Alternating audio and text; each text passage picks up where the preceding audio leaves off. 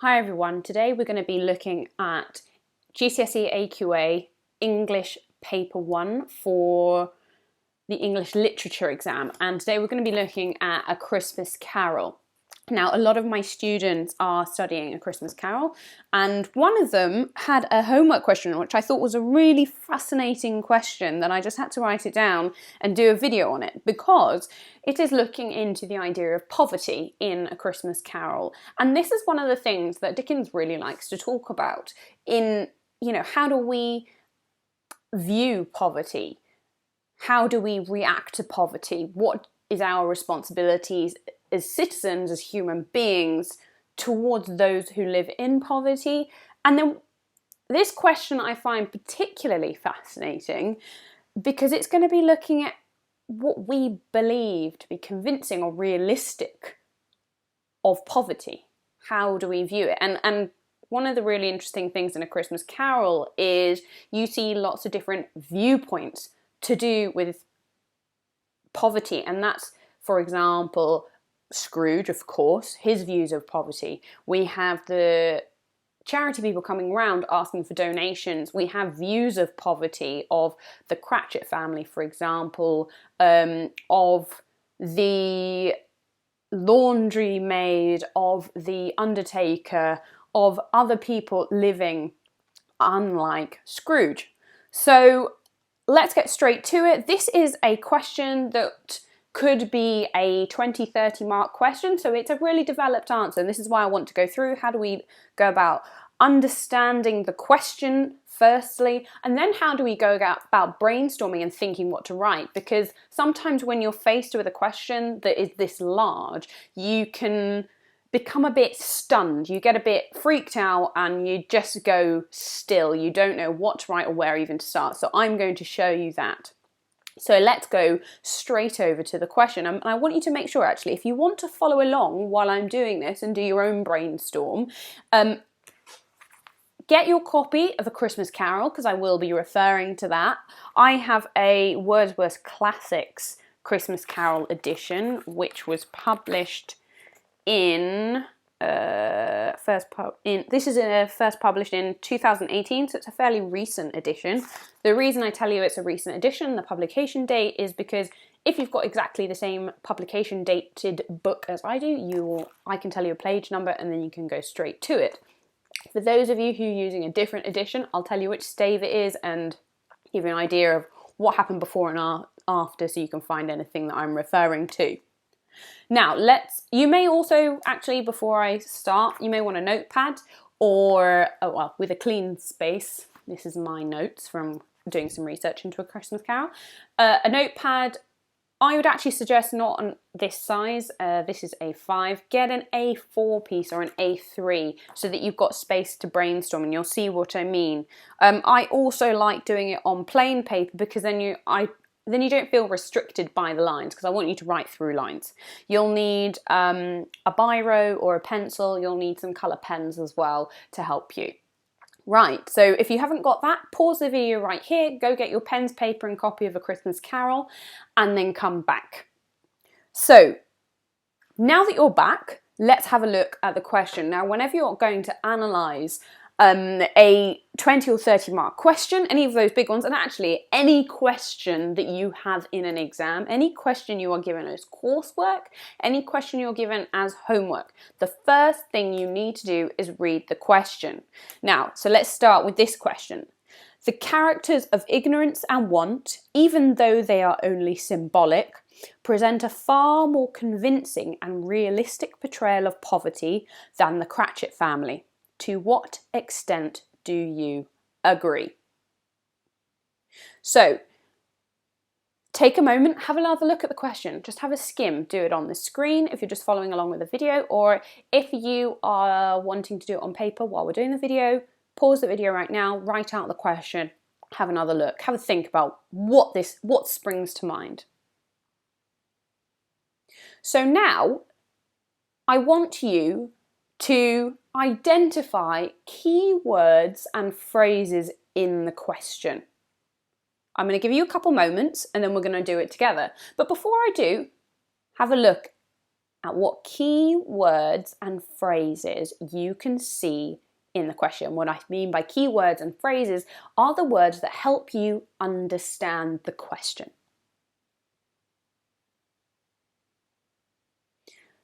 So I'm going to get my highlighter out.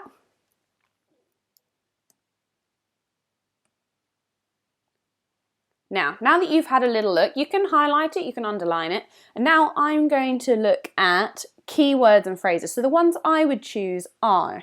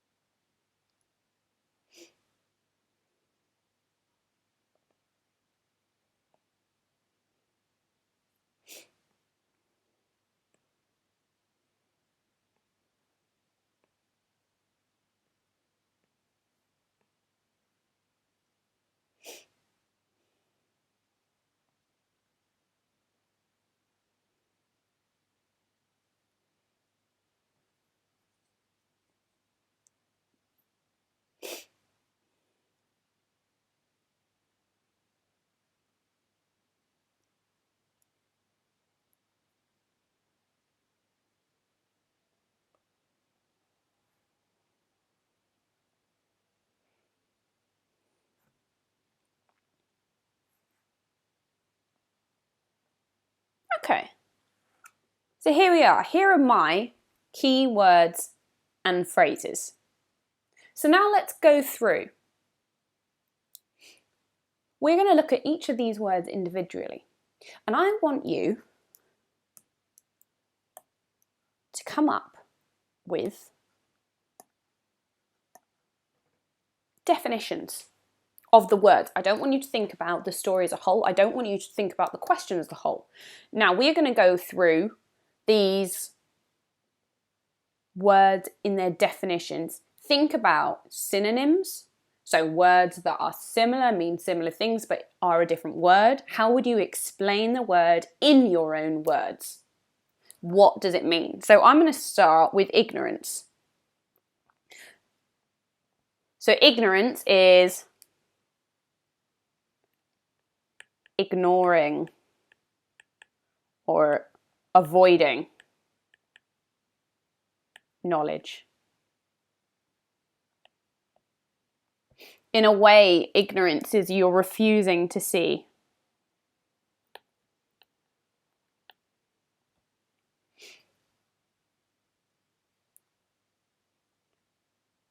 What else can you think of? Can you think of anything else? Now I'm just going to go through these quickly and we'll be able to develop on these as well as we go.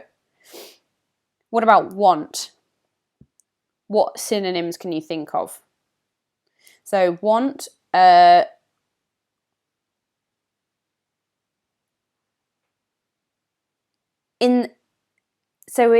want, you can say it's something you desire.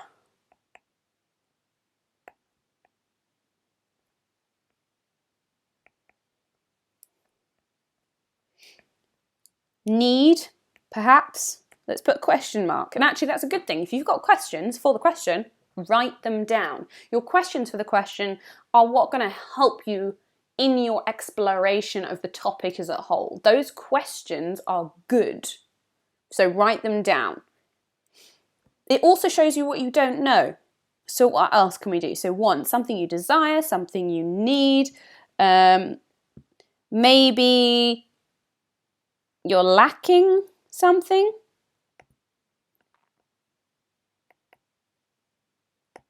Question mark. Okay. Symbolic. Representative of something. What about it means something?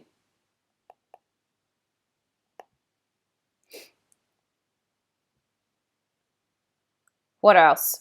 Let's go to the other side. What does, we'll come back to convincing. It doesn't really matter which order you do these in because we're doing it as individual words. So realistic, what does that mean? Realistic, something Truthful.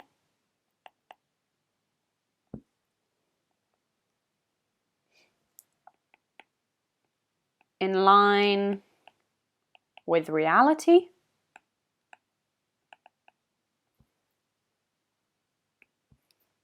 Perhaps it's objective. I'm going to put a question mark. Okay, and then portrayal. What other words can you use that would mean portrayal? So think about, if you're having trouble thinking up ideas, break the word down into something it sounds like. So as you're seeing with ignorance, ignore. So what about portrayal? I think one of my students, when I was doing it with him, this question, he came up with the idea of portrait. Yeah, portrayal, portrait. So what is a portrait? It is a picture. It is an image of something. So let's write those down. Picture. Image.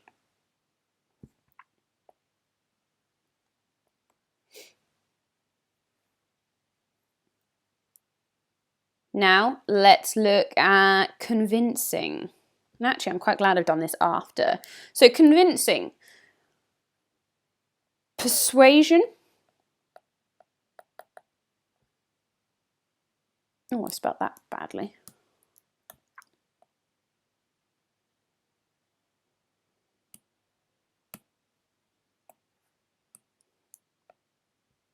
Oh, now I've got the wrong pen.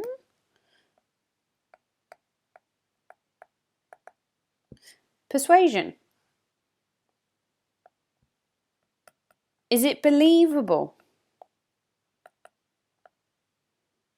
And actually, it makes me think here, is it believable?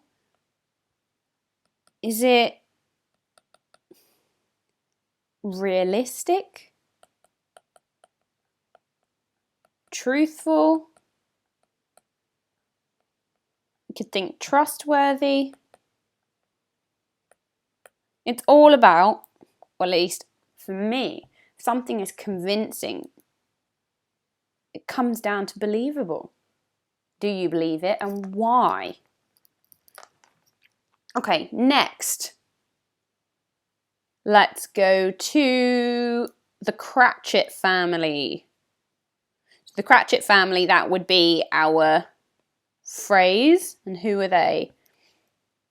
They are characters in A Christmas Carol.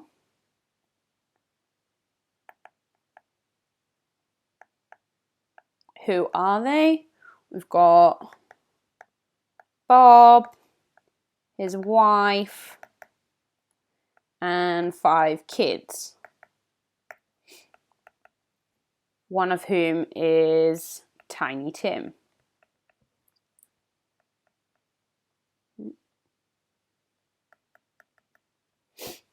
Now, poverty.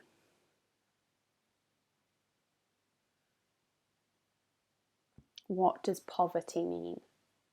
What do you understand poverty to be? What's your, when I say the word poverty, what image comes to your mind?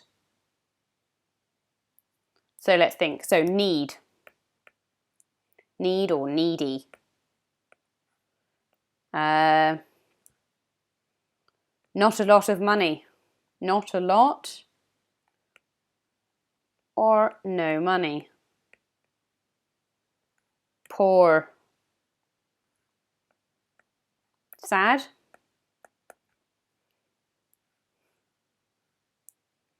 Dirty.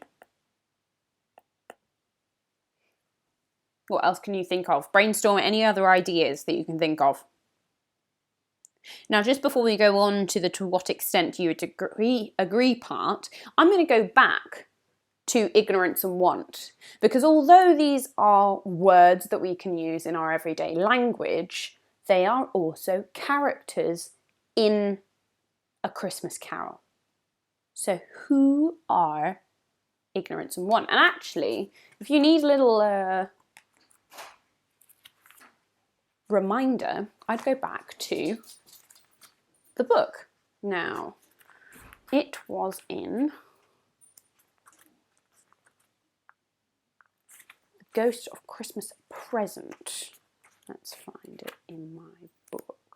At the end of The Ghost of Christmas Present, yeah, there we go. In my book, so the Wordsworth Classic, 2018 publication, if you go right to the end of stave number, stave meaning chapter, if one of your books has changed it. So chapter 3, stave 3. So the second of the three spirits, right at the end. This is at the very end of the chapter of the stave, and it's the last page and a half.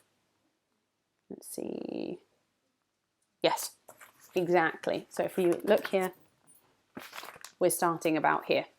And we have two children. So ignorance and want are two children. So I'm going to link these up here. So two children. And what's interesting is that they are mankind's children. They are man's children.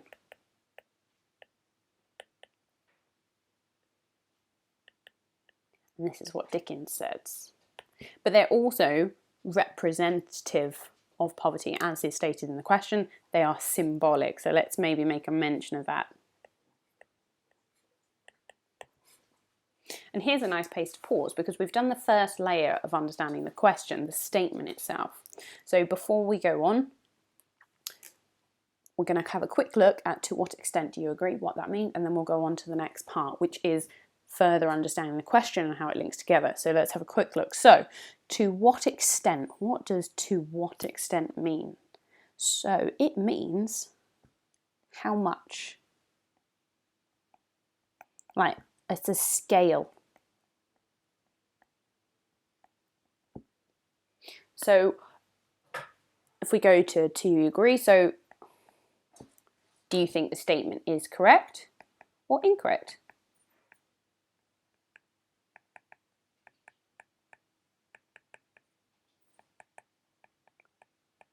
Or incorrect? What do you think? So that's that bit, you. The examiner wants to know what your opinion is. But you may not agree with it just wholeheartedly 100%. So if you had to think about, in a percentage wise, out of 100%, how much do you agree with the statement? Would you say 90% you agree with the statement, 80%, 50%, 30%? And that is the to what extent. The to what extent is what percentage, how much do you agree with the statement? And if you don't agree completely, that is what we're going to be looking at. If you do agree completely, why? And that is what's going to develop your answer into something worth reading, worth looking at, and actually being interesting to argue yourself and to look at and to analyse. So I want you to take a little pause there, pause the video, have a look back at this question, read it through again. Do you have any other ideas that you want to jot down?